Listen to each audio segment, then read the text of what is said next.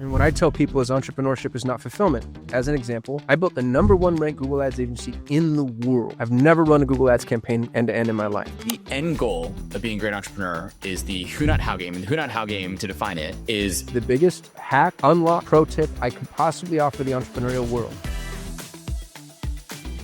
Welcome to the next episode of the Entrepreneurial Excellence Podcast. Today's guest is someone who's redefined what it means to scale an agency and then let go of it at its peak, arguably. Kasim Aslam is the founder and CEO of Solution 8, once regarded as the largest and most respected Google ad agency in the world, which you successfully exited in 2022.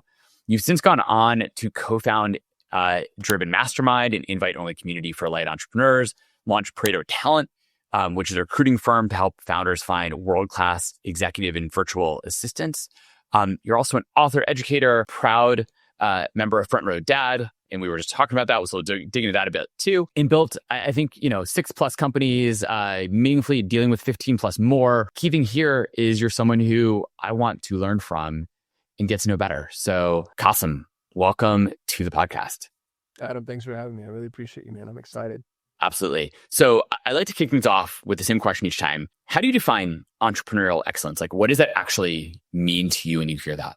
I think most people who term themselves entrepreneurs aren't really. And that's not, I'm not lobbing a grenade at anybody. I even think the word entrepreneur can be a pejorative, but I think very often people are actually inventors or craftspeople or, they're artists and they think they're entrepreneurs. I believe that the entrepreneurial endeavor is specifically the building, and dare I use the buzzword optimization, the building and optimization of businesses. And so if your obsession is product, let's say, or service or delivery or sales, like, God bless you, you're a better human, your likelihood of going to heaven is higher than mine, and you're not an entrepreneur. Entrepreneurism is building businesses. That's what it is. And so I think entrepreneurial excellence is doing that to the degree that one might consider the paragon, right? So it's the implementation of that process in a way that is unique to you. And those are the people that I look up to most. And I mean, the classic now example, it used to be Steve Jobs and now it's Elon Musk. I think he's the quintessential entrepreneur. And people love to say like, oh, he didn't start Tesla. He didn't start SpaceX. And I'm like, I know. And you're missing the point. That's the freaking point here, is that he doesn't need to do those things. He enters an ecosystem, identifies the solution that he wants to get behind, and then he builds the business. Yeah, that's a great definition. I love that. So, and then why do you think though many people view themselves as entrepreneurs still? So, I mean, if you think about, you and I talked probably a bunch about like tech companies, things like that, but there's millions of entrepreneurs out there, people who define themselves as entrepreneurs who start a coffee shop or a restaurant or a small business of some sort. Are they actually entrepreneurs in this definition, or not necessarily? No, I think it can be. Yeah. So I think it's Michael Gerber's E-Myth. I'm not the first one to say this. I might beat the drum harder than most.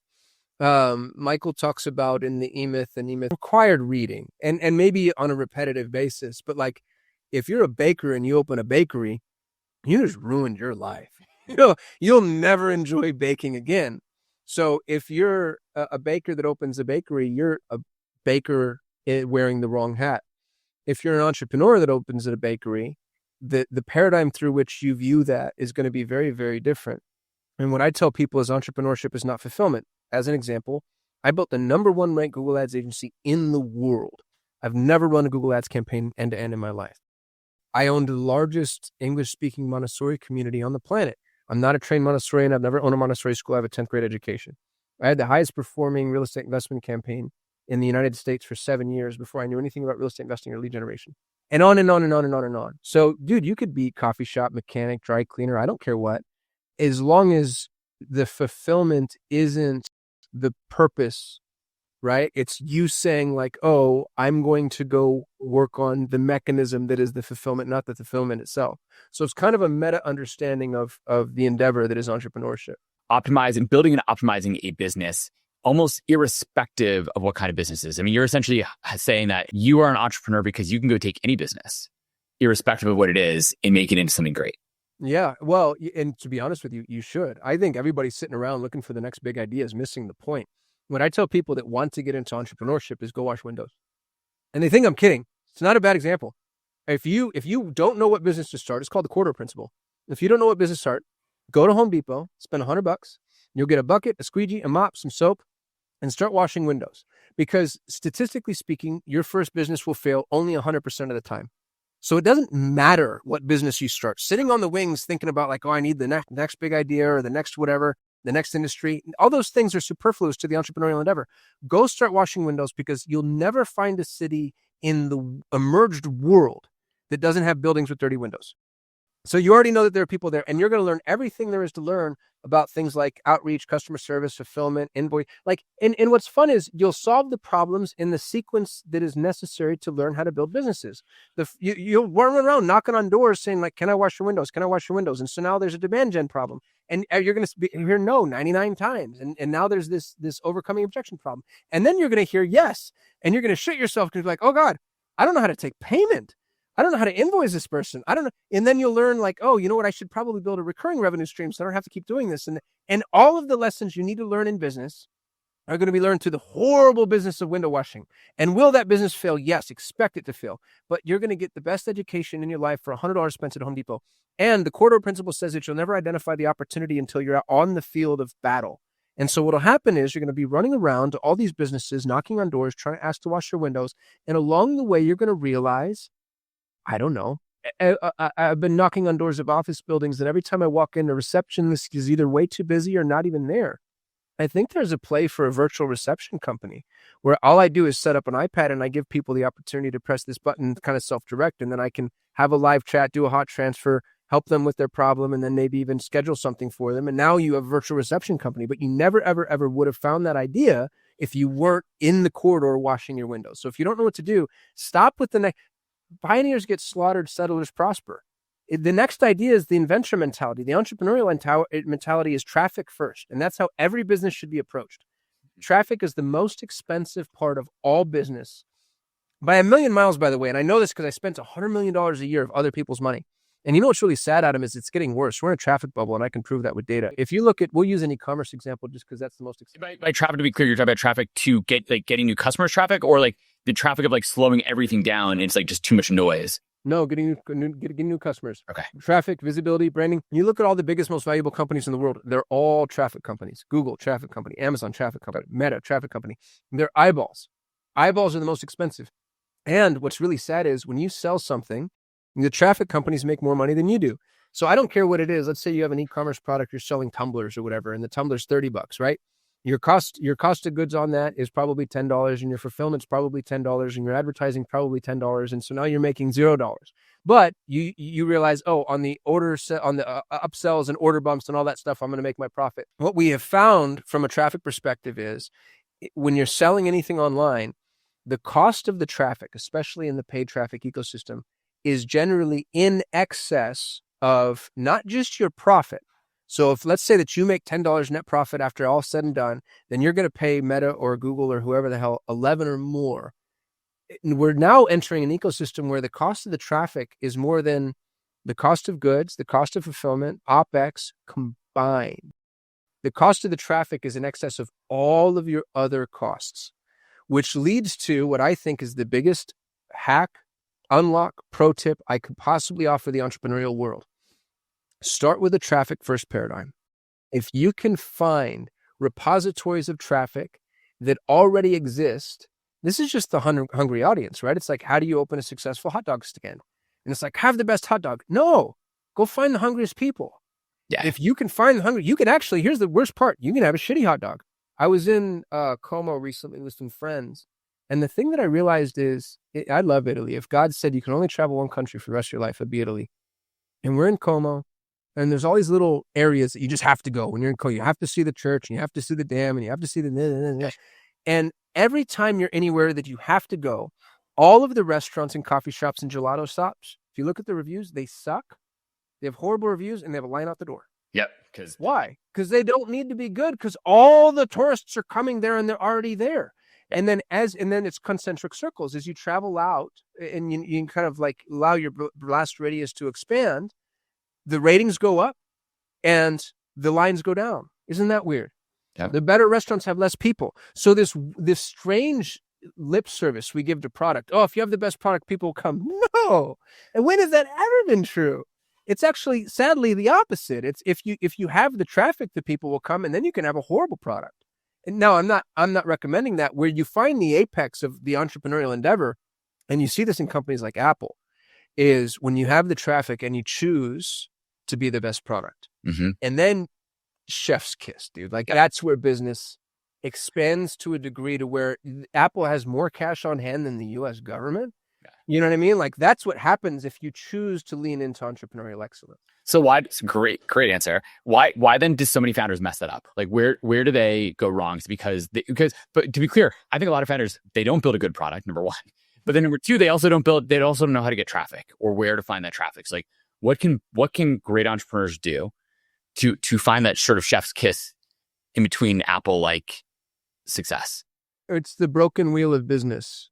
So the broken wheel of business, which is a framework that I've invented, Adam, and that's an obnoxious thing to say, but I'm only prefacing that because you're not going to Google it and find it. I'm going to do my best to try to explain it, and then maybe you can help me sharpen my explanation. If you think about the way that a sound, cogent wheel works, you have your hub, you have your spokes, and then you have the outer end of the wheel. And if it's a perfect wheel, it rolls, right? That wheel rolls. Well, your business starts with just a hub. So you're just this little knob. And then you build your very first spoke.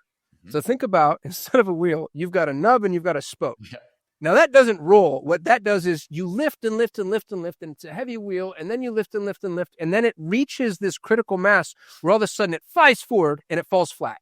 So, and the broken wheel of business generally from a chronological perspective follows the order that a customer story would follow. So you would, in the very beginning, when you start your window washing business, you have nothing to do but go out and get customers. And so the very first spoke that you build might be something like awareness or demand gen or traffic or whatever. And that you work and you build and you're pushing and you're pushing and you're pushing and you're pushing and it sucks. But then it reaches this critical mass where all of a sudden it actually starts to work and you get customers. But it falls flat because you have no, invoicing, onboarding, intake, all those things. So now you need to build your second spoke. And you can see where this goes. And so you build your onboarding and you build your second spoke and you build your fulfillment. And then you're pushing and you're pushing and pushing. And all of a sudden it actually starts to roll. But when it rolls, it falls flat because you have what? You have no ascension. You have no customer service. You have no backdrop. You have no return department. So then you go build those things. And then you build and you build and you build until you have this little wheel. And the worst thing that can happen to you is you have a little wheel because then it starts to run so fast it outruns you. But then you have to build. And it's like changing the brakes while the car's on the freeway. You can't build the spokes in the exact right increments at the exact right time so that the wheel stays exactly round. Right? You're building one spoke until it outruns the other spokes, and then you've got this lopsided wheel. And the problem with this framework that I've offered you is it also assumes that you as a person are adept and capable enough to build every spoke in your business when is necessary at the exact right time in the exact right way the business needs. More likely, you're a flawed human who doesn't even know what you don't know, and you're going to go and you're going to screw up every individual spoke as you go, which is why, and this will segue into my favorite drum, my favorite soapbox, you will, if you're going to survive business, you'll learn to play who, not how. Who, not how. Who, not how. Because otherwise, all your spokes are things like, and I actually love your website, dude. You do such a good job at this. Like, I went to school on the chore. I don't want to be an idiot when I'm talking to somebody. And I can see, like, there's all these different things that a business needs, right? So I'm looking at, like, equity management, accounts payable, tax, R&D, like all these different spokes. These are all spokes. And so if you're a business owner and you're trying to do all this shit yourself, like, good luck. You're going to learn finance and operations and fulfillment and ascension and marketing. And, there's no way. Or once you get smart enough, now you have to build your little wheel yourself. That's just what it is. That's why most businesses fail, because building that little wheel means you really do figure out each one of those spokes, even if you're not good at it. But once you put yourself in a position where your wheel actually rolls, which, by the way, God bless you. Like, it's hard. A lot of people don't get that. Most people don't. Most people can't. But if your wheel is actually rolling, and what's so funny is that's when entrepreneurs, in my experience, get the most depressed. Because they see how hard it was to make this little wheel roll, and they think, how am I going to turn this into a big wheel? And what they don't realize is you're not, nor should you. It's no longer your job. Your only job as an entrepreneur, and this is where we start talking about building a business, is people. Once you crack the talent code, because otherwise, what happens? If you have a marketing problem, you learn marketing. You have an operations problem, you learn operations. You have a legal problem, you learn legal. If you whatever. Or You learn talent, and that's all you ever learn. And now it's like, oh, I have a marketing problem. I know how to find a marketing person. Mm-hmm. Oh, I have a legal problem. I know how to find it. And then you begin to build your wheel, and the elegance with which you get to build your wheel when you're good at talent, I don't know of a better way to do it. And I don't know of a case study from an entrepreneurial perspective where this isn't true. So to make sure I understand it, then, like, you're essentially saying, like, the end goal of being a great entrepreneur is the who, not how game. And the who, not how game, to define it, is who I hire is more important than how I do anything else. And therefore, essentially, your job as a great entrepreneur is to hire and essentially retain those top people in the roles that are required to help the wheel move forward. I'd fight you on retain, but hire, yes, absolutely. Hire and appropriately and properly. And I don't even like Advise, maybe? Utilize. Yeah. So the thing that most entrepreneurs do is, first of all, they're incapable of getting top talent because the framework for talent acquisition is built in direct contradiction to what top talent wants. We can talk about that if you want to, but that's very self-interested because I have a staffing agency. Yeah. The other thing that they do is, if they do, by the grace of God, luck into top talent, they ruin them. Within 90 days, top talent is so easy to ruin, and we're taught to ruin them. The way that we're taught to manage employees will ruin top talent. And so it's an unlearning and a relearning of talent utilization that actually, to be frank, happens naturally. It's completely counter to everything that you've ever been taught, but it's entirely natural to how you would do it had you not been taught all of these horrible things, which sadly it's a framework of forced failure. And it's a framework of forced failure because you, me, and everybody else, we like those little things behind me. I have 3,000 books on my home.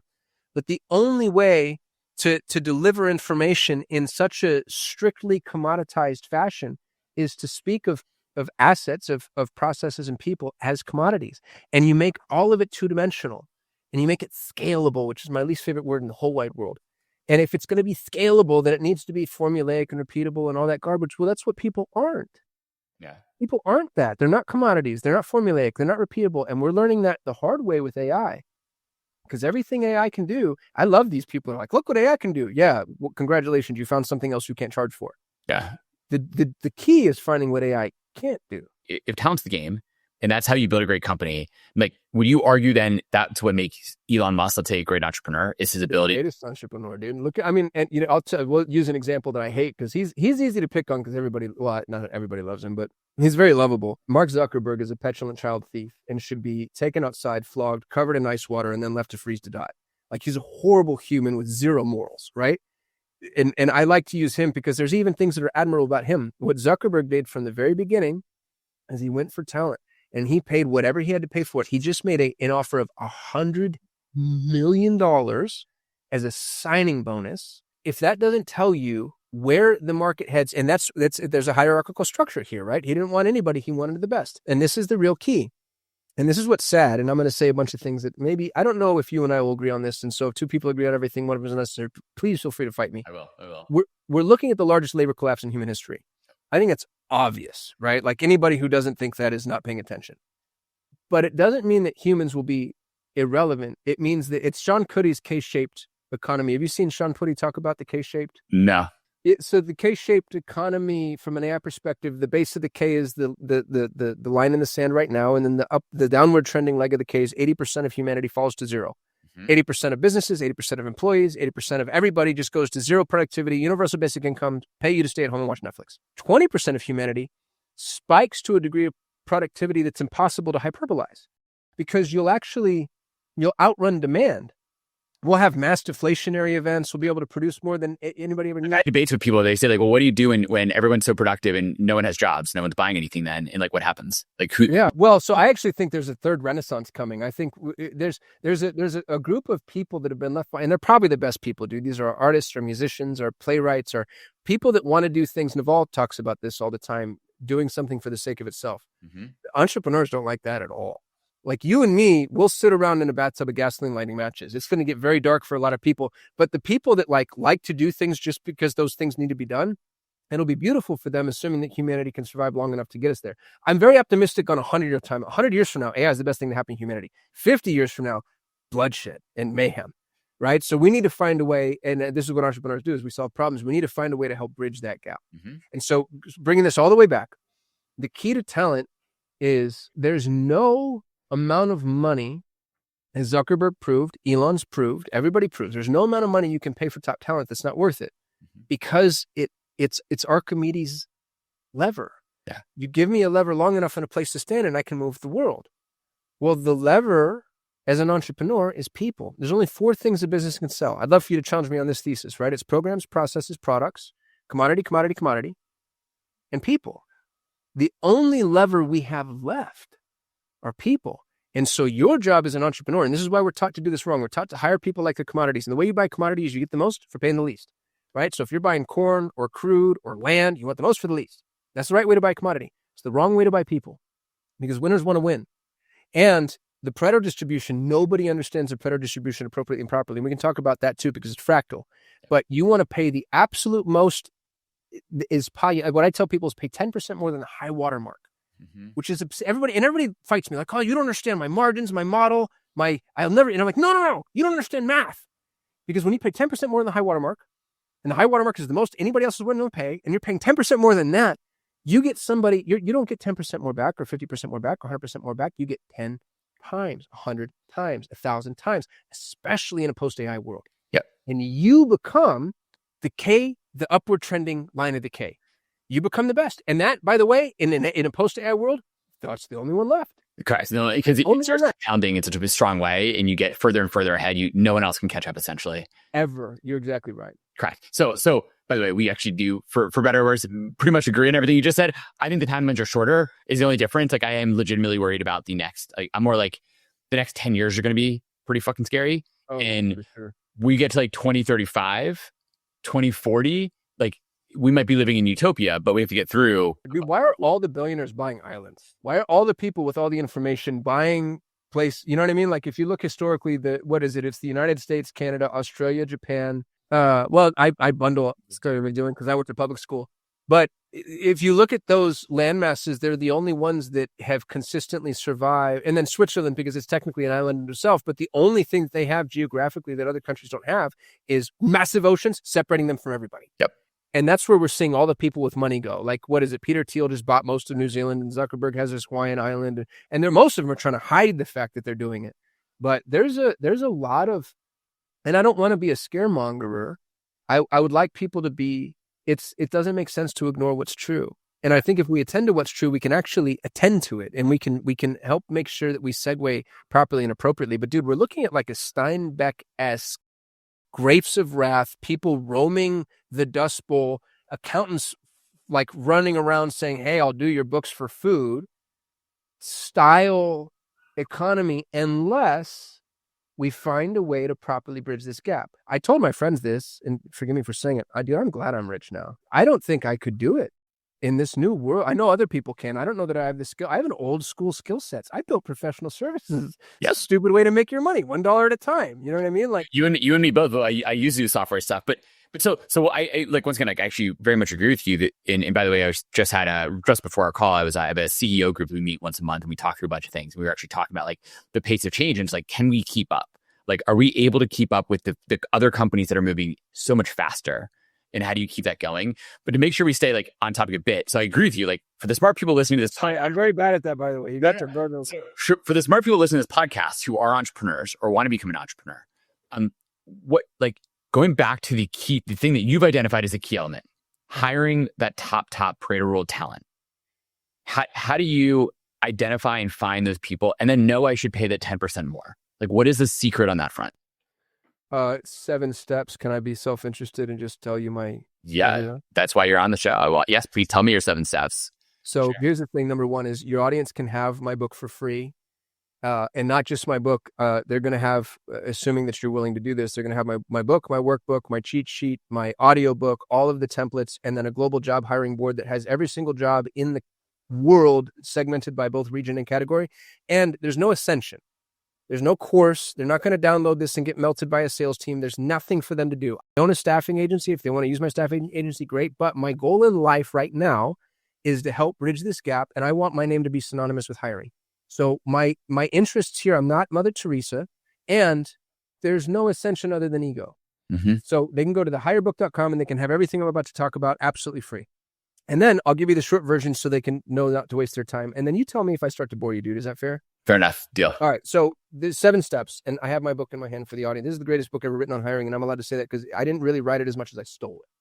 I just stole for a year. But all the best people steal. Like, this is the one thing that people, even with AI, get so angry about. They're like, oh, AI is like using all these other things to make art. And I'm like, yeah, dude, so did you. Like, you learned from artists and you came up with new art, quote unquote, new art that you're copying somebody else's style in your style. Like, right. We're all copiers and we're standing on the shoulders of giants in general. Could not agree more. I mean, Carl Jung talks about collective consciousness, or, the Eastern talks about Akashic records. Like, all knowledge is kind of like it's like God-given almost, right? If we want to get real esoteric. So anyway, step number 1 is you have to clarify. We have to change our paradigm. So real quick, just dissertation, if you don't mind. And I know you'll understand this, Adam, but I want to make sure our listeners do. The Pareto distribution, which is what I named my staffing agency after, is the most important mathematical formula in business and in life. It's what people call the 80-20 rule, and it's technically not 80-20. It's the square root of the total participants is responsible for 50% of the output, but that's too hard to say. We're going to say the 80-20 rule. And here's what people don't realize is the 80-20 rule, number 1, is generally not 80-20. It can be like 98-2, right? 98% of the results come from 2% of the people. But even if we stick with 80-20 because it's easier math, it's fractal. It's fractal. And here's what that means. If you have a 1,000-person organization, 20% of the people in that organization do 80% of the work. And everybody knows that because we've all, like as a kid, I worked at a call center and you saw that loud and clear. And we've all seen, and it's kind of obvious. And so everybody goes, okay, great, 80-20, you just have your peak performers and it is what it is. But wait, zoom in on those 200 people. Because when you zoom in on those 200, what you find out is 40 of them do 80% of that output. Zoom in on the 40. 8 are responsible for 80% of that output. It goes, if you do the math all the way down, in a 1,000-person organization, one human being is doing 25% of the work, which should blow your freaking mind. It's insane. And I've seen this. I sold Solutions 8. I had 80 employees and 20 some odd contractors that might as well have been employees. 100 people. One human managed 40% of my revenue. His name was John. I had $100 million in ad spend under management. One guy was managing 40%. His name's John Moran. Greatest Google Ads man in the world. He's gone on to be ultra famous in the space. Well, you know what's funny? Everybody's so worried about, people are afraid of top talent because they're like, wait a minute, one guy managing 40% of revenue, that's an existential risk on a spreadsheet. Mitigate the risk. But what do? You take a dominance hierarchy that's shaped like a pyramid and you flatten the top of the pyramid. It's not like you get to keep the 40% of the revenue if you get rid of John Moran. That's the point of the Pareto distribution. You can't have it both ways. You actually have to manage and mitigate the risk. And entrepreneurs are terrified of competence. That's the thing that's a circle. Why are they terrified of competence? Wouldn't they want to be excited by competence? As you want to hire a team that's like great around you and work with smart people. They think that until they see the output, which is one person manages 40% of my revenue. So they're excited by competence up to a point. And the point, it's a balance of risks. The point at which they're discouraged by competence is in direct proportion to their capability or ability to to accept the key man insurance risk that is the Pareto distribution. And this is only going to get worse in a post-AI world. Because, let's use an easy example that everybody would understand. Let's say you have a graphic design shop, right? Like you started 99 designs or whatever, and you've got 100 designers or 1,000 designers, and you 200 are responsible for 80% of the output, blah, blah, blah, blah, blah. In a post-AI world, in your 1,000 designers, one person could be responsible for 50% of your output. Or 85% of your output, from maybe not from a design perspective, but definitely from a revenue perspective. And entrepreneurs look at that and they go, oh, that's too much risk. And so your ability to accept the value of the Pareto distribution is direct proportion of your ability to accept that risk. Because then there's the question of retention. And people say, how do you retain top talent? And I say, you don't and you can't. Oh no. You know what I mean? Like, oh no. Yeah, you freak. Well, we freak out, right? So now what do you get? In a bureaucratic environment, you get the flattening of the dominance hierarchy. So then you get Quicken loans, which basically, this is why bureaucratic businesses come in and they do what? They're like minimums and quotas. So what are we doing now? We're enforcing mediocrity. It's enforced mediocrity. This is why small businesses are going to win this. What is it? What's his name? Sam Altman said we're going to see our first single employee. By the way, I think we actually already have. If you look at like some of the, we have to. There's all the Kardashian businesses are like literally just them as a marketer. To your point about traffic, yeah, and a ton of contractors who are building manufacturing the makeup or the clothing line or bras or whatever they're doing, all the different things. Like I think we've actually already seen those companies. They're not AI native, but they are those types of companies. But we're already there.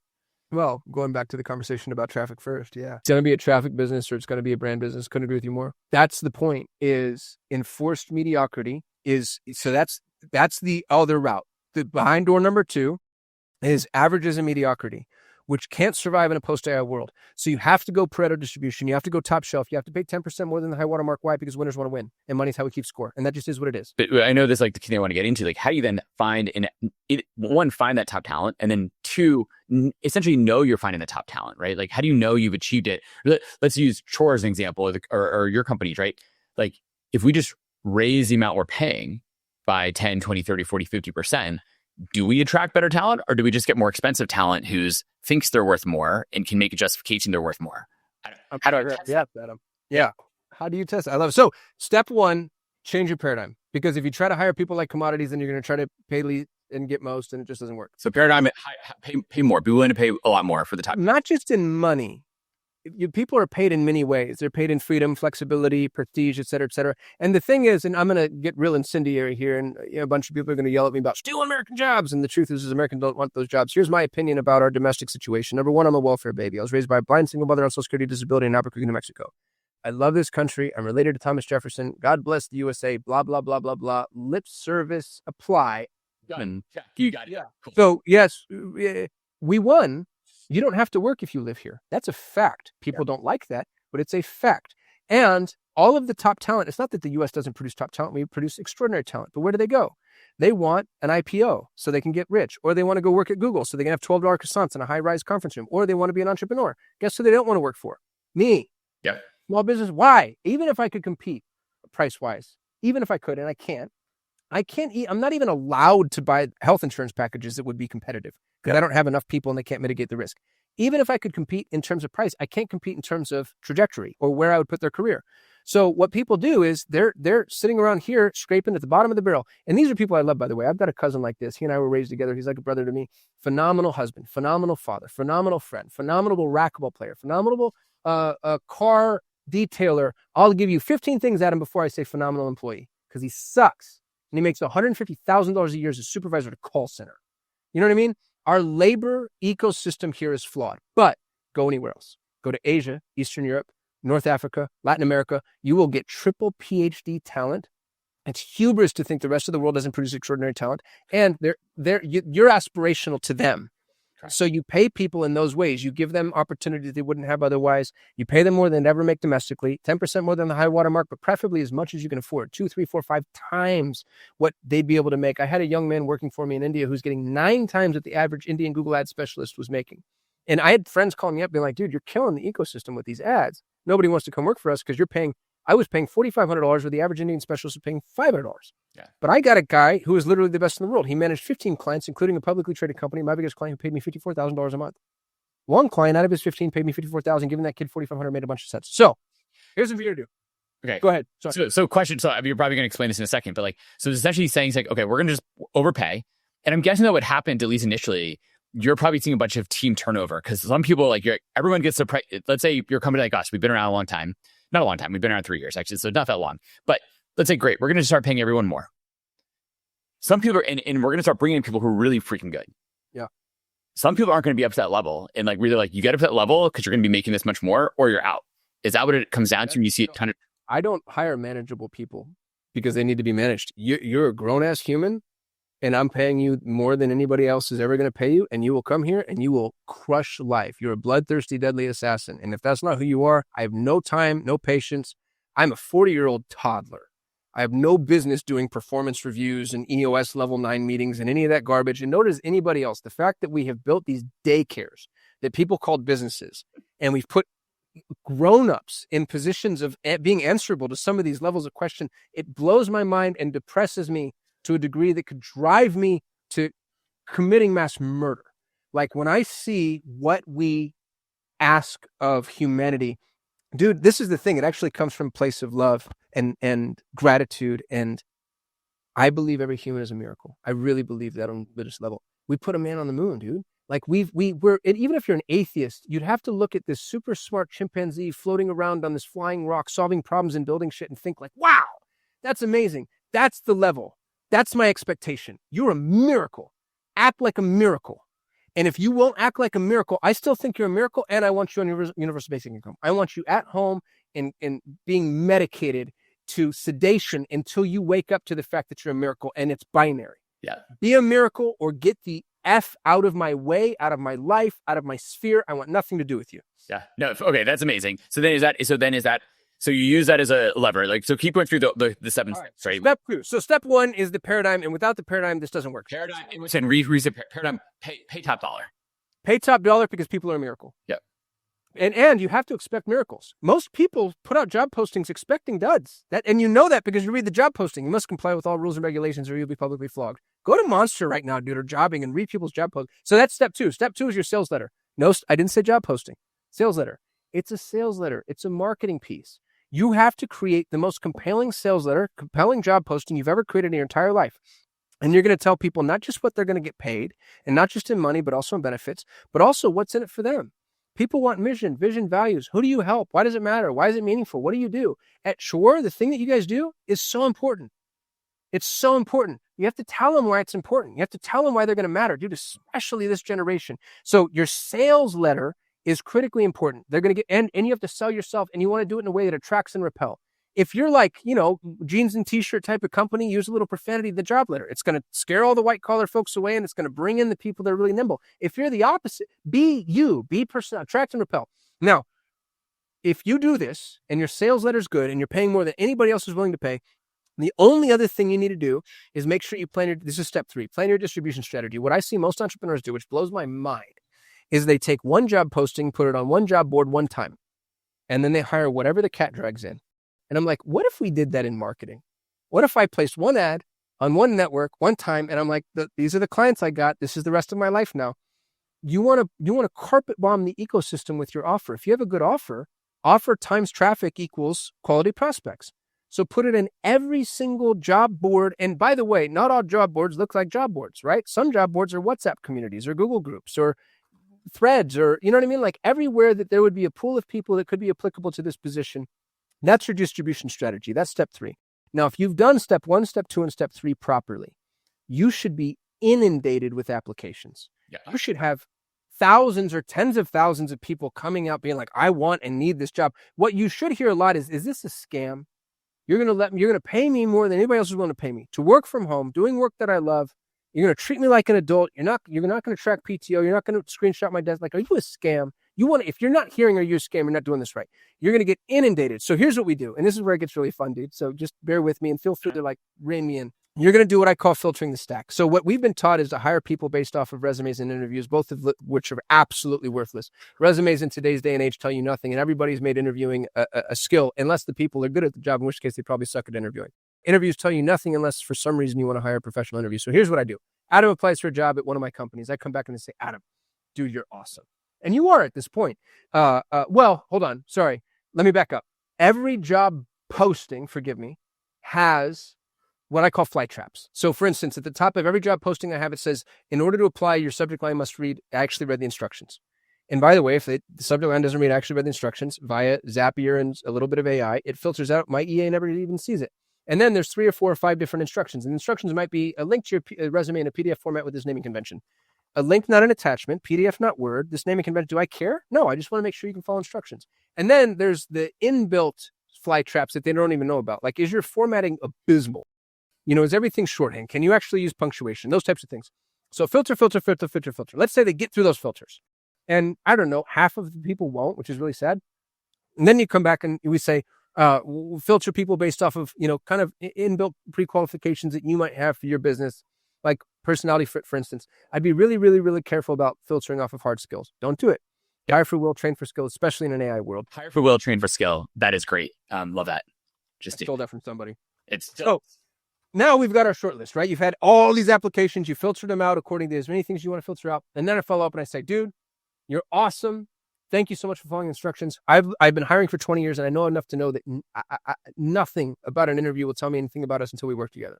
So here's what I'd like to do. I'd like to pay you in advance for 2 hours of your time. And you can do this anywhere in the world. In the Philippines, this is $10. In Latin America, maybe it's 20. In the US, it's 50, right? You're not going to make anybody wealthy, but what you want to do is let them know you respect the time, let them know you're not a scam, and hold them accountable to a paid threshold of work. So if you agree, send me your PayPal or your Wise or your Payoneer or whatever payment platform is applicable in that geography, and I'll pay you in advance for your child project. Everybody agrees, by the way. And you can do this for 10 to 20 people. And people go, oh my God, $50 times 20. Kasim, I can't afford that. No, you can't afford not to do it because the most expensive thing you can ever do is a bad hire. For $1,000 is the best. Totally. This is like way cheaper. People don't realize this is way cheaper than all the things you've spent on like interviewing process, all these other things, getting someone on board then who sucks and isn't good. And you fire them. This is way cheaper. Wait. The most amount of money, even if you're doing this in the US, is $1,000, probably going to be $500, even if you're doing it with a ton of people. But here's what I do. And this is where it gets really fun. You send me your PayPal. I send you the 10 or 20 or $50, and then I don't follow up and I don't send you the trial project. And then I wait to see who ghosts me, because people that are willing to ghost me for $50, and some people are, glad I didn't hire you. Sometimes I have people follow up a week or two later saying, hey, did you send me $50 and you had to send me the work? And I'm like, yeah, and I'm glad I didn't hire you, person who very obviously needs to be managed. I wait for people to follow up with me. And then I send them a trial project. And this is the real key, because you said, how do I know I got somebody good?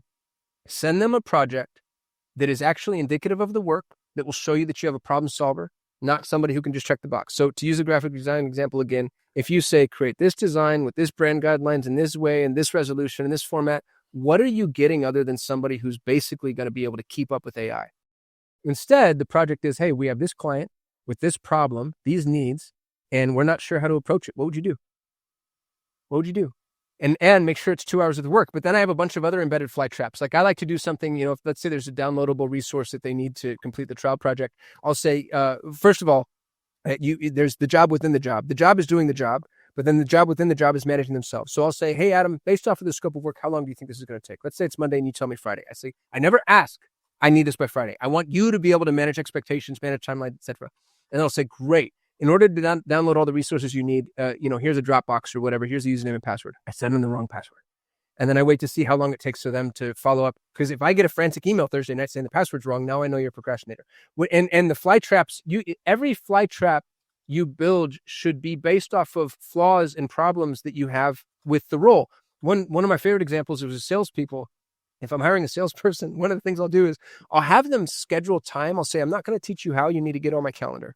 And I have some booking calendars that are available if you do some sleuthing, or you can come through Messenger, whatever. But then if they book a time, I'll wait until the last minute, or I'll wait until 5 minutes after, and I'll cancel it. And I'll wait to see who follows up. Yeah. What are the skills that the role needs? And you can build fly traps into those. If you do this and you do your trial project well, which takes some creativity and takes some time, the people that come out the other end, dude, they're it. They're the peak performers. They're the top. And then in the interview, do you care about the actual output of that project, or that's irrelevant? If they're able to do it on time with all the right questions and get through all the fly traps, that output's critical. Okay. Yeah, the output's critical. That's the thing that I look at. It's like, I just hired a young man, actually. His name's Vicente. I hired him to help me manage my 3X Freedom community. Well, dude, what he built, he brought so much more to the table than I even asked for. And the trial project was hard and it was nebulous and it was missing steps and don't spoon. That's what employers do wrong. It's the daycare. Don't build a daycare. Don't spoon feed. I have this problem. I need this solution. And what this guy came up with, I was like, oh my God, that's the real key to this. If your trial project isn't good, this isn't a check the box task for you, Mr. and Mrs. Employer. This is come up with a project that if somebody does this, it would blow your mind. If somebody's actually capable of this, and don't give them everything. Make it hard.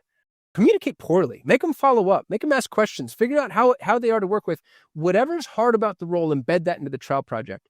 And when you get to the end, you should have 3 to 5 people. You should have a problem trying to figure out who to hire because you want to hire all of them, which, by the way, sometimes I do.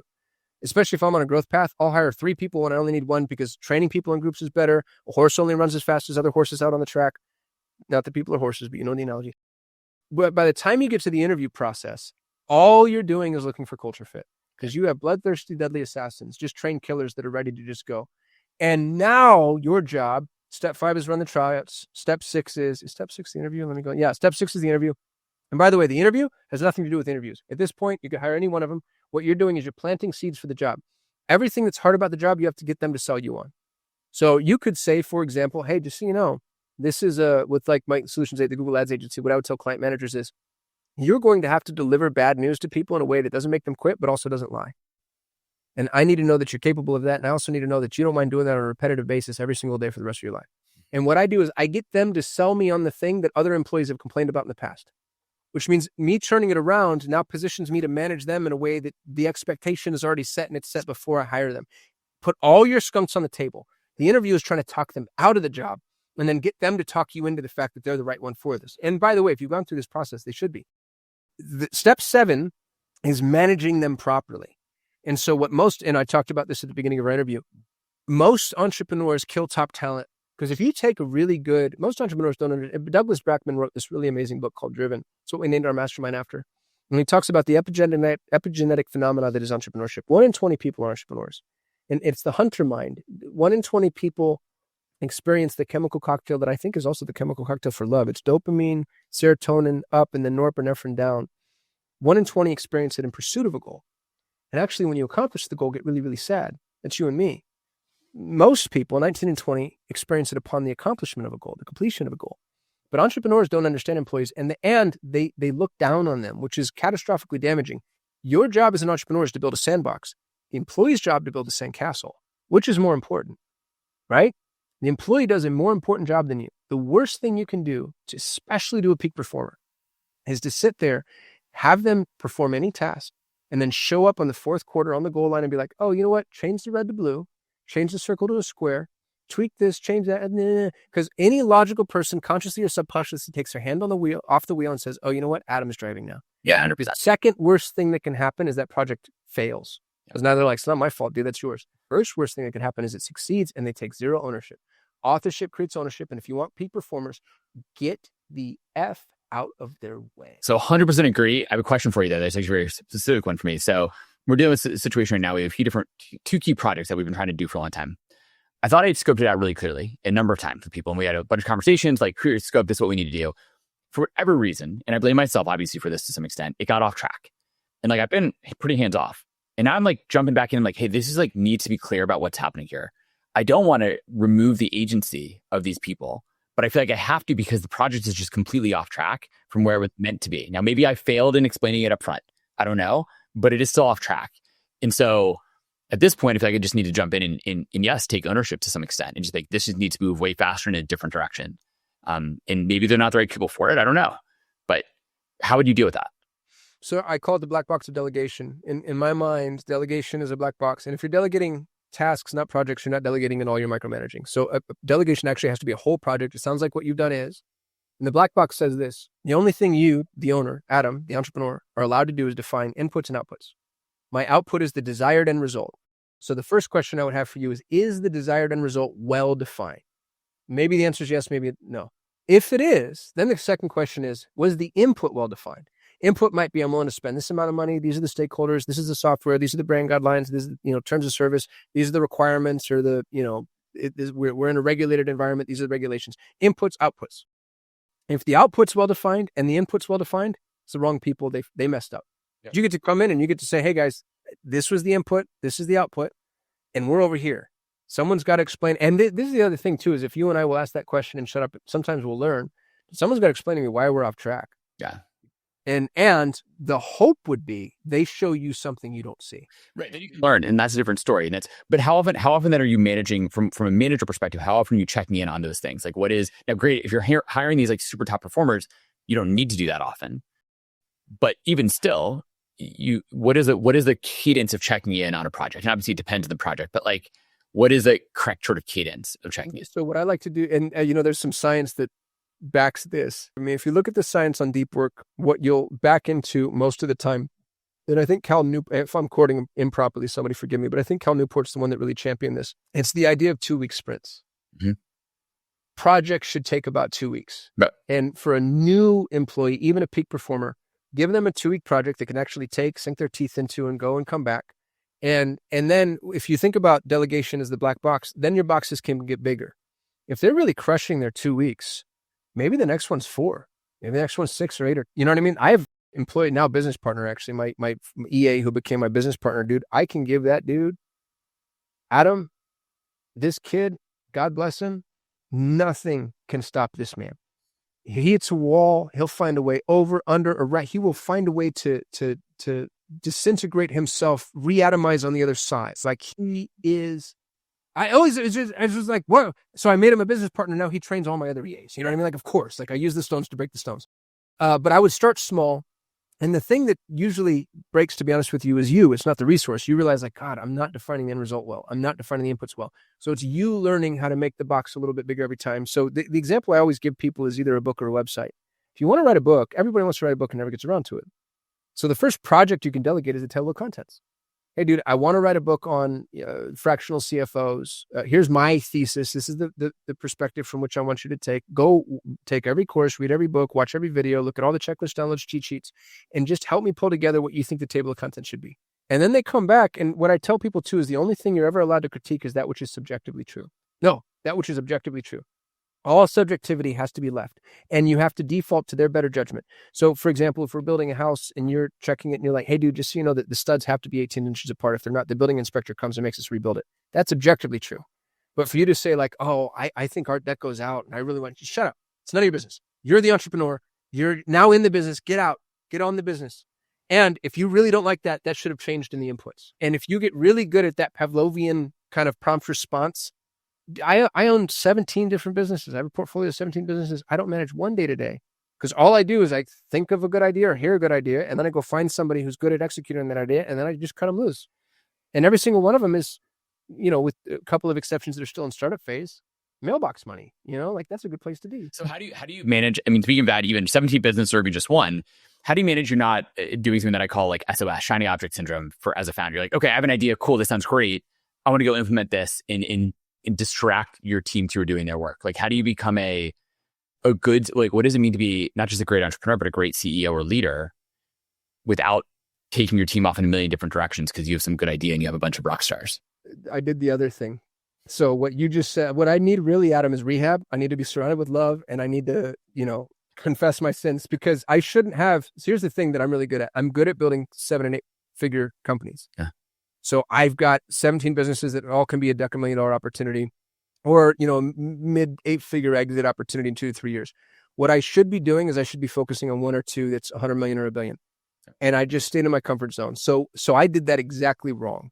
And I do the shiny object thing that you just described, and I'm trying to back into a buy box. My new rule is if this isn't worth $100 million, I don't do it. So you're changing things up. So the 70 businesses you think of the next year, you'll whittle down to 10 or 5 or something? I'm doing it now. I just sold, actually my favorite business in the whole wide world. I told you I built the largest English speaking Montessori community on the planet. I'm obsessed with Montessori pedagogy. I think every child deserves to go to Montessori school. It's the only system of pedagogy based on the scientific method. Maria Montessori was a little genius. So I built an agency for Montessori schools. The problem is that'll never be worth $100 million. Yeah. But dude, it was almost 7 figures net to me, mailbox money for 8 years with 20 minutes a week. That's crazy. That's hard. I lost half of it in a divorce, and it needed to be rebuilt. And I just decided I sold it to a really good friend of mine on the most favorable terms you'll ever hear in your life. Because even though it was good money, I'm rich. You know what I mean? Like, it was the time I needed back. So I'm trying to sell, wind down, move, automate. Because even something that only costs you 20 minutes a week doesn't really, I still have to review the financials. I still get the 911 call when something goes wrong. I still have to, there's all these things. So I need to do exactly what you just said. I have a couple of opportunities or things on my slate that really are big, and I just need to go focus on that. And I've stayed in my comfort zone too long. So I screwed that up. Yeah. I mean, well, look, we all do to some extent. We all make mistakes and you learn from them and grow. So then, okay. So those are the 7 steps, which, by the way, I'm worried about SOS myself. I'm like, should we go implement these here? So walk me through, okay, I'm a founder of a company, right? I am. Why don't people do what you just described? Why don't most companies essentially say, I'm going to overpay, hire all the best people, have a great hiring plan, everything else. Okay, great. I get these people on board, and then just say, go do and succeed. Why don't most companies do that? Or maybe they do and I just don't know it. I think a lot do. You know who I think the best at this, and I've had the unique opportunity of seeing them from the inside, is Google. Google runs like an incubator and has since its start. They have the bad habit of being run by lawyers on the distribution end. What people don't, Google, first of all, is winning the AI race and nobody knows. They're amazing. They have these little teeny tiny pods of humans. They find the best humans on the planet. 30% of a person's time is theirs entirely. And the 70% isn't even really managed. Google does an extraordinary job of they don't hire people for purposes. They hire people for people. And you're like, Adam, you're brilliant. Come on in here and do some shit. A lot of people would say, well, Google's able to do that because they just have essentially monopoly, and they just have this money printing machine. And they did almost from day one. It wasn't printing money on day one, but they were taken off, right? Most companies don't have that luxury. They're like, I don't know if I'm going to make payroll next week. Like, shit, how can I go pay more and cut into whatever small margins I have? Dude, well, here's where I'd fight you is, not you, but the proverbial entrepreneur. You can't afford to pay more here, but go to the Philippines. Yeah. Go to Vietnam. Go to Eastern Europe. I like LATAM. Go to Colombia. Go to Colombia and pay $3,000 a month. See what happens. Yeah. Dude, I have a personal CFO who manages the 17 companies I talked about. He manages the finance of every single one of those companies. He is a financial savant. He's like, it's like a symphony conductor teaching me things. He gives me stock tips. The guy, he's a college professor. He was born on the wrong side of an arbitrary line in an economy that's artificially depressed, a lot of which because the U.S. government went and systematically dismantled all of Latin America in the 70s and 80s. And the petrodollar and all of this horse shit that we don't even like to talk about. Yeah. You can go to international markets and for $3,000 a month, or whatever the market demands, dude. If you're in the Philippines, $1,500 a month is killer. Yeah. If you're in India, $2,000, $3,000, like you can get engineer level, PhD level, genius level miracles. You can get miracles. And then you can bring them on and you can say, now you have to put up with some cultural idiosyncrasies. You know what I mean? Like the Indians in the Pakistan, I'm allowed to say this because my father's Pakistani. They cannot be on time for it's in their blood, dude. Like if Pakistani tells you Friday at noon, it means Monday at 2. And you can either decide that that's now they're horrible employees, or you can just build it into the understanding of how it is that you interface with these people. Because on the flip side of the point, you've never met a better problem solver. Because if you go to India or Pakistan, you realize why your whole life in those is solving little micro problems every single day. They're amazing little hackers. That sounded very racist, and maybe it is. And it's also true. It's been my experience. And it's every culture has its own. Eastern Europeans, my business partner is Ukrainian. And dude, their bedside manner is bad. Put an Eastern European on the phone with a pissed off client and like, you know what I mean? Like, it's just like, maybe have an intermediary that runs conflict resolution, and you'll never find a group of people that are better at what I would consider to be operational excellence, especially when it comes to building things. They're so good. And every culture is a little different in those ways. But man, when you find those folks and then just get the hell out of their way, you know? So anyway, I got a little soapboxy. I'm sorry. Yeah, it's okay. So like, look, I mean, that whole method, I love it. So basically, do you think more companies should take this mindset and just say like, we're going to go do this? And maybe it's harder to do in the US for all the reasons you said. It's very expensive. But overseas, just say, screw it. Like, we're going to go hire a bunch and pay like over market and see what you get. Yep. 1,000%. And then what do you do if that changes the make of the team? Like, once again, let's say you're a standard company, you have a team of like great people, or like, let's say good people. Maybe not all of them are great. And then suddenly you say, we're going to raise everyone's salaries by 20, 30, 50%. Because if we're going to hire new people in at that rate, we have to pay everyone else at that rate to start with. And then you just... I don't know what you do. If you're domestic only, you're paying somebody here $80,000 a year probably to do what's usually an entry-level white-collar job, and you can go get that at $36,000 a year somewhere else. And the best thing this is true for sports teams, the best thing you can ever do on a sports team is take somebody who's one standard deviation better than everybody else on the team. Statistically speaking, this has been true only in every sport for the history of the world, everybody on the team gets better. It elevates, it has to. And so if you bring, especially, dude, if you bring in somebody from LATAM and the whole rest of the team is like, oh God, because what do we do here? First time I hire a kid from the US, first words out of his mouth, what's my title? What's your PTO? I had a young man, Oren, God bless Oren, smartest kid in the world, dude, capable of anything. Within 2 weeks of working with me, he came into my office and informed me that he'd be going to Paris for a couple of weeks. Because, like, you know what I mean? There's just and I want to talk about entitlements as an employer because I know it's whatever and we're all better. And it's true. You can break that to death because when you bring in somebody from Colombia that's just grateful to be here and was burning the fuse of their life at a call center, and you're giving them meaningful work and treating them like a real human and paying them a whole bunch of money, that person's going to outrun anybody else on your team, and your team's going to see that quick, fast, and in a hurry. Some of them will leave. I've seen that happen too. But the ones that stay are going to elevate themselves, and then I'd stay in Colombia. There's no reason. Again, going all the way back to my lip service to the red, white, and blue, I love this country. I don't feel any obligation to employ anybody that I don't think is going to be grateful for the job, and I don't experience gratitude here from an employee perspective. Yeah, no, I've seen a lot of the same thing in my experience as well. Americans are wonderful, and there are certain things that Americans do better than anyone else, but there's a level of entitlement that sometimes occur that in people. We talk about this with my team too sometimes because we have a good mixture of people in the US and worldwide. And people in the US are like, I'm going to lose my job to the people overseas. I'm like, look, you're only going to lose your job if you are not multiple times better than they are. Like you're getting paid multiple times more, which means you need to be multiple times better. I believe you can be. That's why you're here. But if you don't think you can be, then maybe you shouldn't be here. Like in the end, you have to step up and be better for the amount you're getting paid, because we live in a global economy at this point. And like you should be multiple times better, because guess what? Our customers expect the best. They don't care where that person is based. They just want the best. They want their outcomes and their problems solved. And that's it. And if you can solve their problems and do it well, then you're eminently employable. And if you're worried about that because someone else you think is better overseas and they're cheaper, well, then it sounds like you need to get your skills, improve your skills. I want to take what you just said and then like, that's my new reality. Well, you've been saying these things in my head. Okay, I love this framework. I'm literally might have a conversation with my leadership team about doing some of these things for ourselves. But I want to go into a little bit more about a few things. One, we talked about like the E-Myth Revisited, which is a fantastic book. Will you give people a high level synopsis of this? But the key question I really want to ask you is about delegation. So one of the biggest things I see founders fail at, and why many fail to become the entrepreneur they think they can be, is because of their failure to delegate and understand what it really means to run and build a business, and where they should be focused either on or in the business. And like, how do you define that and think through that? And obviously, as someone who's building like a successful executive assistant company, like that's something that clearly people need to get good at. But I'm sure you come across this. Like I've an EA, but like I've had so many people that come across as founders, like, I don't know how to use an EA.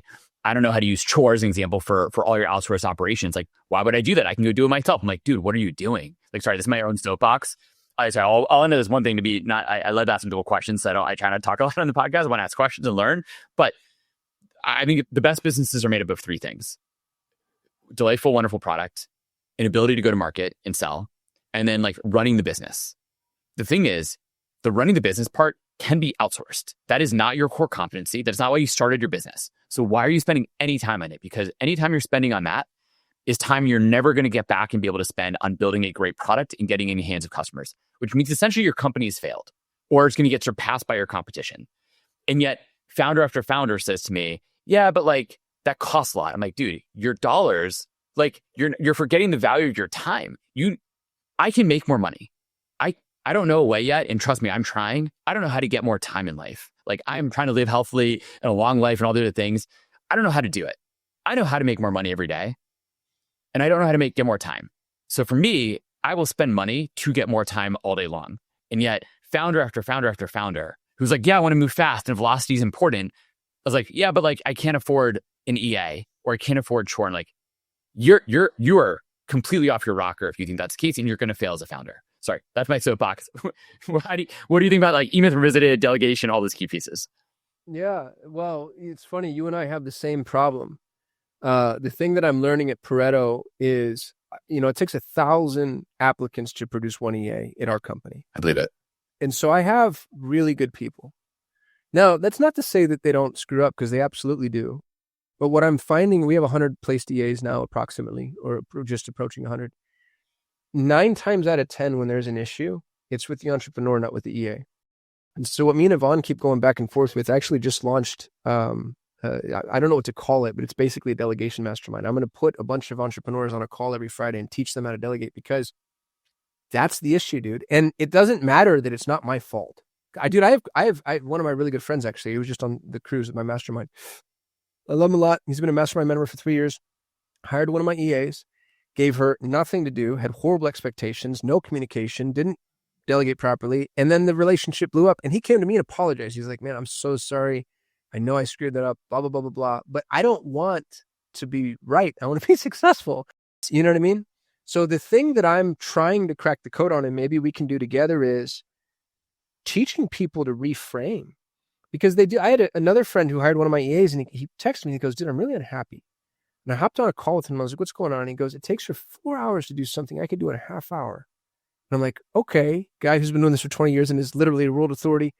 What do you bill your time out at? And I forgot what it was. Let's say it's $1,500. I'm like, all right. And she's $20 an hour. So it's 750 to 80. And then you kind of see him go, all right. You know what I mean? And then since then, but people just look at things through this really weird limiting belief frame. And I am having a very hard time figuring out how to get them to change. There's two pieces. One is figuring out how to get them to change and get them to be better at delegating. But the second question is, you're only scratching the surface. You're talking to the people who already have some idea that they should actually have an EA. There are millions of entrepreneurs and founders and everyone else, frankly, not just entrepreneurs, just people who should be delegating a large majority of their work. And the thing that pisses me off is, it's like, I mean, let me ask you, right? Like, do you use a washing machine for your laundry? Well, I have a home helper, but even better. But do you have a dishwasher, or do you hand wash all your dishes? Like, these are basic things that people don't think about. It's like, like 50 years ago, hence our website, like, people used to do all these things by hand. That's not the mindset anymore. So why are you still thinking as a founder, or once again, anyone, that you shouldn't be doing these things? Like, another question, do you use DoorDash or Uber Eats? Like, do you order food into your house sometimes, or do you cook every night at home? Right. Most people, by the way, order food in. God bless you if you're cooking food every night at home. That's also wonderful. And for some people, that's like therapeutic. That's great.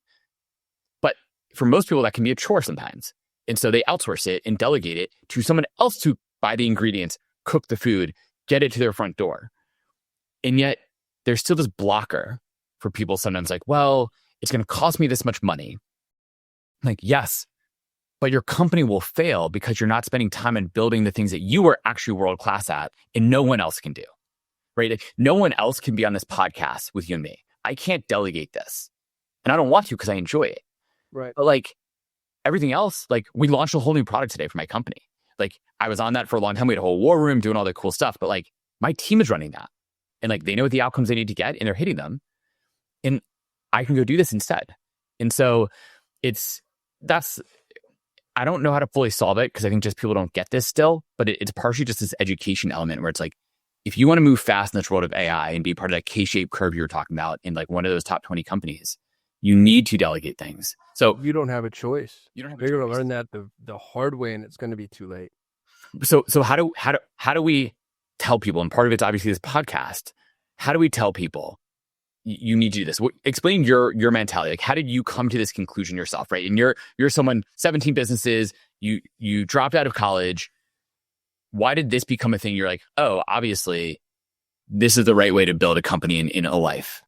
I think it stems back to the original discussion we had, which is, what is really entrepreneurship? Most of the people that don't want to delegate, for whatever reason, they're something like an artisan.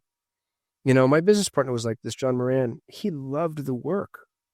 And so, you know, they have these excuses for that, why they don't want to let go. But I think the excuses are lip service, and they are what most excuses are, which is a reason. But really, there's something about it that they want to be the hero. They want to be important. They want to be connected. They don't, you know, I wanted to be an actor. I was, 19 years old. I've been in 80 films. I made a really honest, solid attempt at it. And I didn't care what business I had. I wanted something I could do from set on my own time and make a little bit of money. And so when I started building businesses, it was to not have to work. So I started from the paradigm and perspective of, how do I get somebody else to do this, which was the most productive paradigm and perspective. But it's, I think, the least common. Most people start and they're like, I'm a great attorney. I should have my own law firm. I'm a great accountant. I should have, you know what I mean? That's how most people start. And I think talking them out of that, it's trying to get a fish to climb a tree. And this isn't helpful, dude. I'm being so defeatist. Really, with Pareto, all I do is sell crack to crack addicts, which is how most of my businesses work, because I'm traffic first. I take people that want EAs and I give them EAs. The people that don't want EAs, you can't convince them. I'm just like, well, I think you can. I can't. I think somebody can. There are better entrepreneurs that, you know, there are people that can create markets. There are market makers. My friend Brandon Turner's a lot like this. He can create markets. He can teach people why they need to invest in real estate who never would have invested in real estate. I've never been that good. Perry Belcher's that way too. Perry's a business partner. I don't understand the business owner that is at capacity. They're operating at 120%. They don't have time for their spouse. They don't have time for their children. They're stressed. They're overwhelmed, which, by the way, I described every business owner ever. And then I'm like, why don't you have an EA? You moron. You idiot. You irritable. Yep. You subterranean, stupid. You know what I mean? Like, and you're just looking at this person drowning, surrounded by, here's a life raft, and here's a floaty device, and here's a lifeguard, and you know what I mean? Here's a whistle. And it's like, it's not just, it's me, it's Upwork, it's freelancer, it's go get yourself help, but they can't. They're incapable of it. And I don't know, dude. I'm just like, So I mean, you're probably right. And I think this is partially just like the slow evolution of people failing enough to realize it. Like sometimes people who are multi-time founders, they sort of learn the lesson. Sometimes they're better at that stuff. Then what does that lead? I mean, going to change subject really quickly for a second, but look, fine, great. You build a EA company. You talk about traffic. You're a great Google ad guy. How do you differentiate, right? You're building a product that you're selling crack to crack addicts. Great. But there's lots of companies that have VA companies, EA companies. How does anyone decide? And just, you can use your market as an example or others. How do you differentiate and get that traffic in the door when all crack is the same, unless it's maybe cut with fentanyl or something? But it's basically all the same, right? So like you're buying the same product, so you just have to choose which drug dealer is better for you. But that's not good enough for most businesses. So how do you differentiate? Did you ever watch Breaking Bad? Parts of it, not the full. I've not with the 8 seasons or whatever it is. Yeah, it's great. I'm from Albuquerque, and it's a documentary, so I really like it. But the thing that was interesting about Breaking Bad is I think they nailed it. Walter White, for those of you listening who haven't seen it, is a chemistry teacher who finds out he has terminal cancer and wants to make some money for his family before he dies. And he has a pregnant wife and a disabled son, and it's just perfectly set up, very dramatic. And he runs into an old student who's cooking meth. And he realized, he's like, this is my fast track. And so he starts cooking meth. And he says to the kid, he's like, we're going to cook the best meth, and nobody else is trying to be the best because they're meth addicts. What are meth addicts? You know what I mean? Like, who would want to serve this? So about the price you can get it at, and that's it.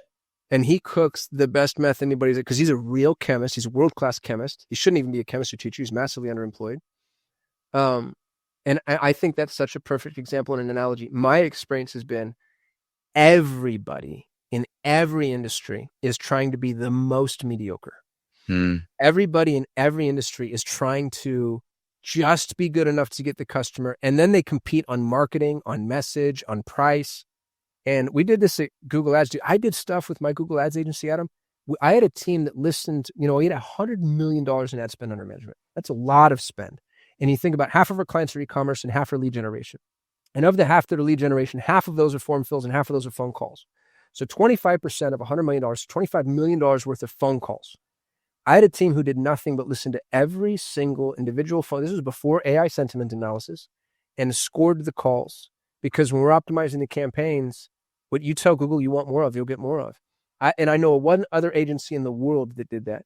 And the thing that's funny about it is, it's so easy to be the best, dude, because it's not about learning to do things other people don't do. It's about doing all the things everybody's trying to get out. Oh, that's not my job. I produce the best EAs. Because we just make it really, really, really, really, really hard. We put them through a boot camp. It's 1,000 people. You have to go, 1,000 applicants for one EA. And everybody else, that's why I'm so expensive. I'm $3,000 a month with a $3,000 sign-up fee. You can go get an EA right now for $1,500. Yeah. And you know what? I'll see you in 90 days. And when people come to me and they're like, can you discount? I can say, I absolutely can. I have 40% margins. I'm rich. I have more money than I'll ever need. And I keep minting money. And I'm probably going to go for my high 8-figure exit. And I don't need to, because I have a wait list. So can I discount? Yes. Will I? No. You know what I mean? Because I'm the best. And if you don't want that, that's okay. Here's my book. Here's my exact process to do it yourself. And some people will. If I give my book to 100 people, 99 will do it themselves. And one person's going to be like, dude, here's your $3,000. That sounds like a deal. But yeah, I think it's true. I think it's true in every industry. It's true in dry cleaning. It's true in dentistry. It's true in nail salons. You can't name a business. I swear to God, and this might sound like hubris or conceit or egotism or narcissism. I swear, Adam, you name an industry. Really, we could have a reality TV show about this. You name an industry, and I'll go in there and I'll be the best in 90 days. Yeah. I don't care what it is. It could be heart surgery, neurosurgery. Give me the hardest thing you can possibly think of. As long as there's no barrier to entry from a legislative perspective, or, I go to the moon. That's a world issue. There should not be so many barriers to most things. Like they're literally just regulatory BS that's standing in the way to protect special interests. But yeah, I digress. Dude, I've got a pool in my backyard. I live in Scottsdale. Everybody has a pool. And I've gone through, I think, 6 pool cleaners, and they all charge the exact same amount of money. It's $150 a month, and they all suck. I wish somebody would show up and be like, so there's a company, I forget who I've either interviewed or heard about.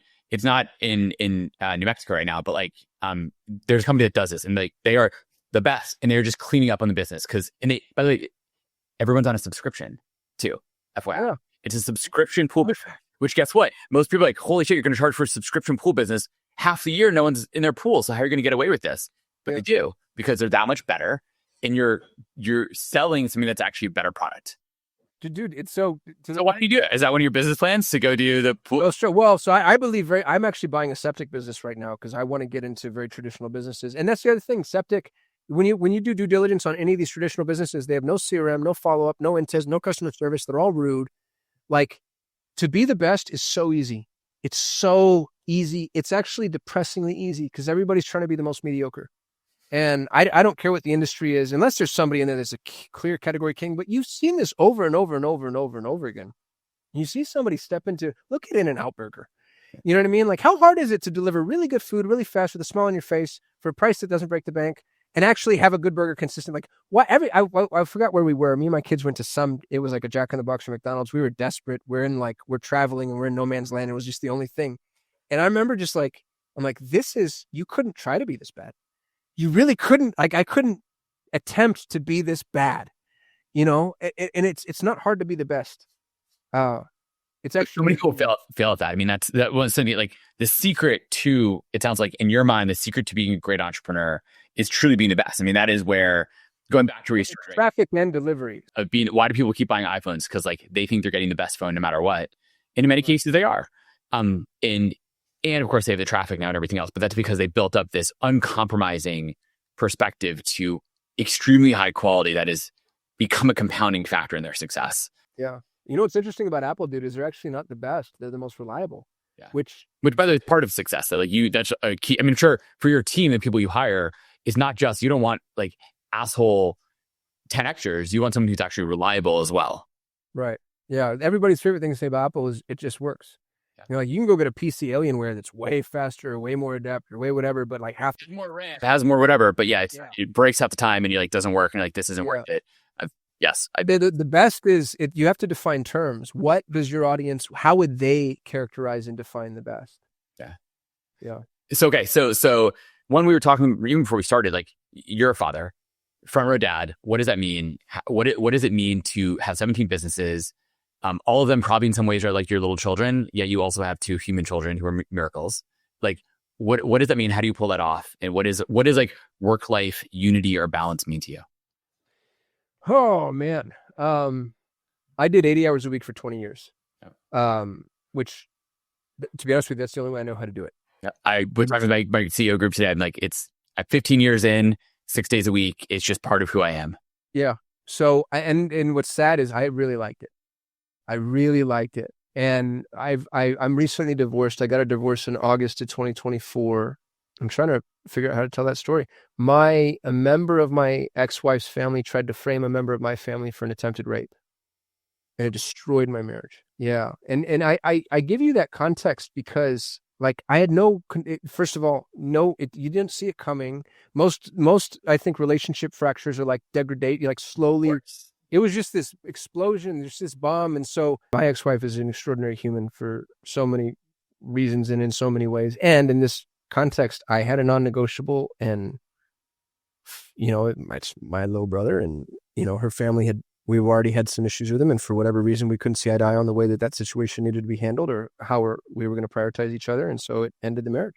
It put me in a position of, if I hate being a part-time dad, I hate it. So I get my kids, you know, we're every other week, and when I have my children, my whole life is, you know, we take a walk every day before school. We have breakfast together. I pick them up from school. I do all the things. And so I've got probably really like 6 hours a weekday productive with my kids. And then when on my off weeks, I travel because I'm depressed and I don't want to be in this great big house with 2 empty beds staring at me. Yeah. And it's taught me a lot about how much I can do in a short period of time. You know, like there's just a lot of decisions that, and here's the other thing too, is like, it's just such a luxury. I'm in a position where I just get to say no whatever I want. But that 80 hours a week for 20 years, that's not available to me any longer. And I realized at first I thought, I'm like, oh, this is the only way to be successful. And it's like, no, this is the way I wanted to be successful. I wanted to be Rocky Balboa. I wanted to go through the, you know, just the muck and the mire and the pain and the whatever. So now I'm learning to do it the other way.